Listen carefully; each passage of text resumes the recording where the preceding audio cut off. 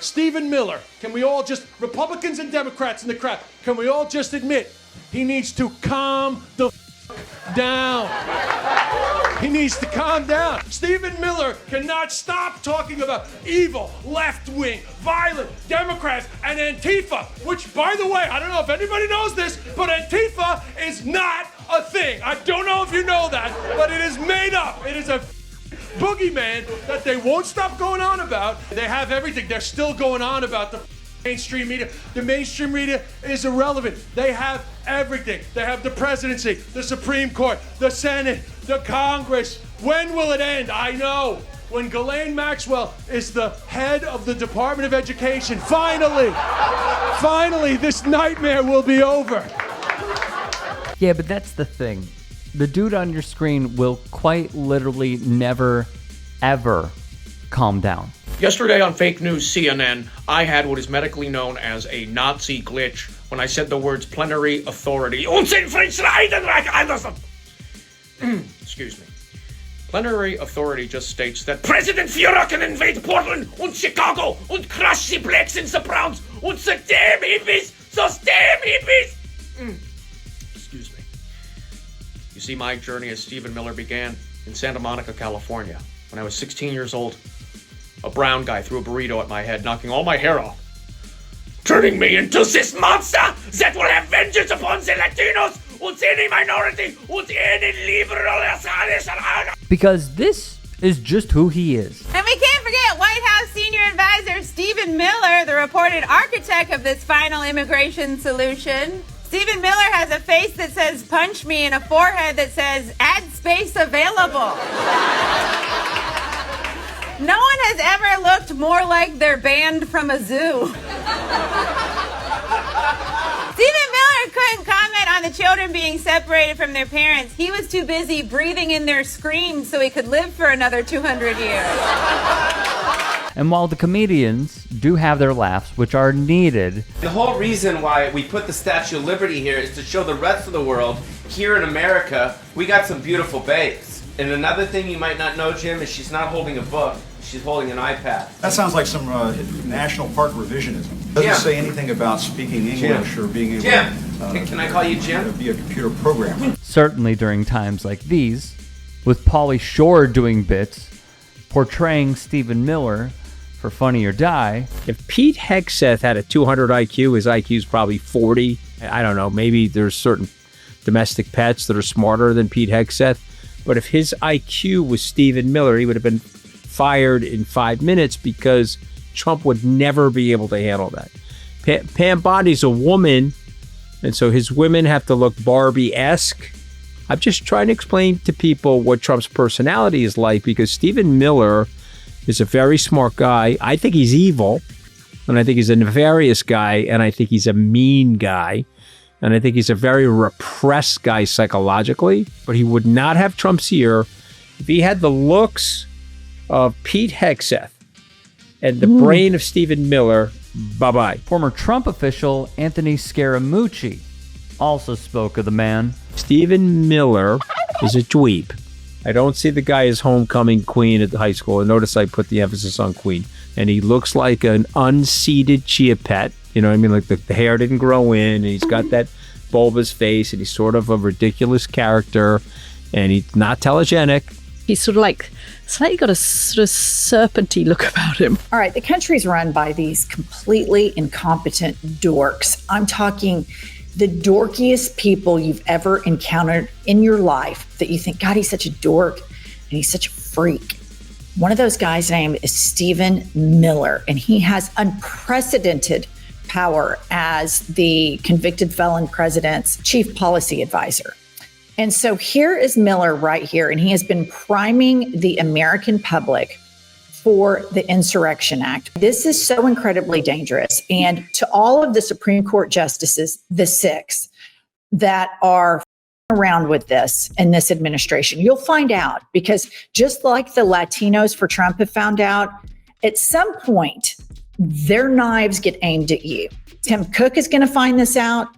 Sam Altman is going to find this out. Scott Bessent is going to find this out. These are the 3 gay people that have capitulated and or are serving this administration, at some point the knives will get turned on you. They are priming the public for a military takeover. That they want martial law. They do not have any intention on leaving office, and they plan to do everything in their power to prevent the 2026 midterms. The IHP ladies lay it out better than most. They will not leave office. They will do everything in their power to remain. I don't know anyone personally that if you took Stephen Miller, isolated, and you played a clip of the things that he says. Every day we arrest another alien they let into this country who raped a child, who beat a woman. Quote, all the kinky-haired, swarthy-skinned, long-despised phantoms, all the teeming ants toiling for the white man's comfort. And his little physical demeanor, and not be able to say, there's something up about that mother. However, how do you identify and change the mind of someone who is so ignorant that they cannot discern between a fact and an outright lie? If you could only eat one condiment for the rest of your life, what would it be? One condiment? Yeah. Does barbecue sauce count? Yeah. Okay, barbecue sauce. Not mayonnaise? No. No, mayonnaise is like, in low doses is good, but it's kind of, like I had a buddy who used to eat french fries with mayonnaise. I thought that was disgusting. It's the only thing my husband eats. With french fries or like period? Period. Okay. Wow. I didn't realize. He's only a mayonnaise guy. Okay. I learned something about Steven I didn't know. Yeah, it's whatever. Yeah, so look, I think this is rather simple. And for any people who sees Stephen Miller as anything but normal, you need to make an appointment with someone to check your eyes, because you have no vision for what this country is going through.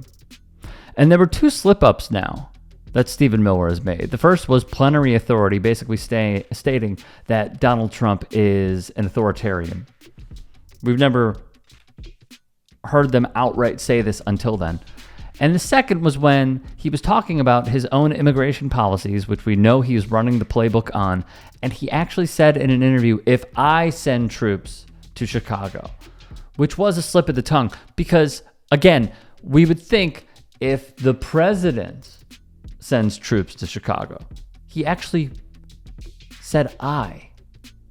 It is so revealing. And it is also something that we have known for some time, not just about Stephen Miller, but about those who are pulling the strings, because Donald Trump is motivated through a few different avenues. The one thing is money. That's it. That's all that he wants to do. He wants to make as much money as possible, even though he is dwarfed by the next trillionaire. He's making boatloads of money, and that is what he's motivated by. Racism, of course. He's a bigot. But money. That is the number one thing. And if it comes through racism, he's no problem whatsoever. We know about this. It's also pretty interesting that Stephen Miller is incredibly weird, and how Democrats have ditched the entire "they are very weird" line because the DNC told Tim Walz to stop doing it in the run-up and during the election. That was insane. And I believe Donald Trump even has, according to the Daily Beast, had an old nickname for Stephen Miller, and I believe it was Weird.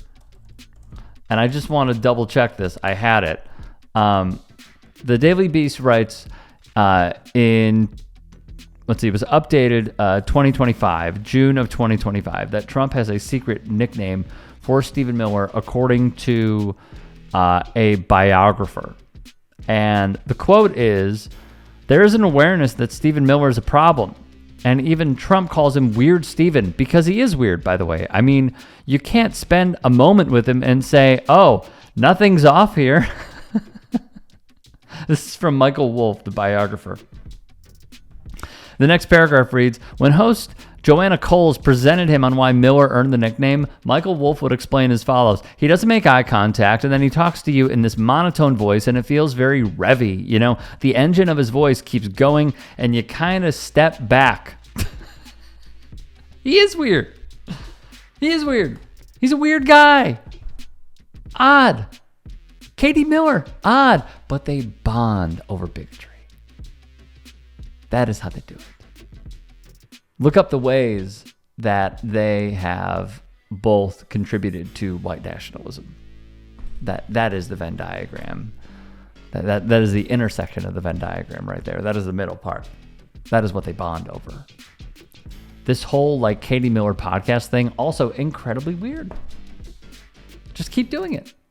She got embarrassed by Max Blumenthal of the Gray Zone on Piers Morgan. Do more of that too.